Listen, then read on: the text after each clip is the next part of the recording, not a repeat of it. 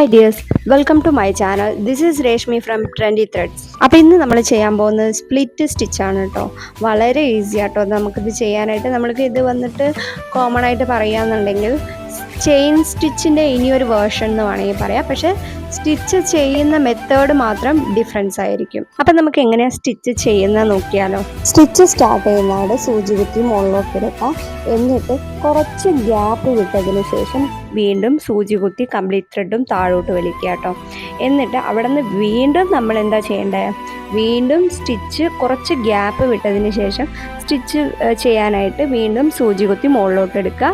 എന്നിട്ട് അതിൻ്റെ തൊട്ട് ബാക്ക് സൈഡിലായിട്ട് നമ്മൾ ഫസ്റ്റ് സ്റ്റിച്ച് ചെയ്തില്ലേ അതിൻ്റെ സെൻറ്ററിൽ, ആ ത്രെഡിൻ്റെ സെൻറ്ററിൽ കുത്തണം. അതായത് 2 പാർട്ടായി പിരിച്ചതിന് ശേഷം സെൻറ്ററിൽ കുത്തണം കേട്ടോ. കുത്തി കംപ്ലീറ്റ് ത്രെഡും താഴോട്ട് വലിക്കണം. ബാലൻസ് സ്റ്റിച്ചും ഇതേപോലെ എൻഡ് വരെ നമുക്ക് കണ്ടിന്യൂ ചെയ്യാം കേട്ടോ.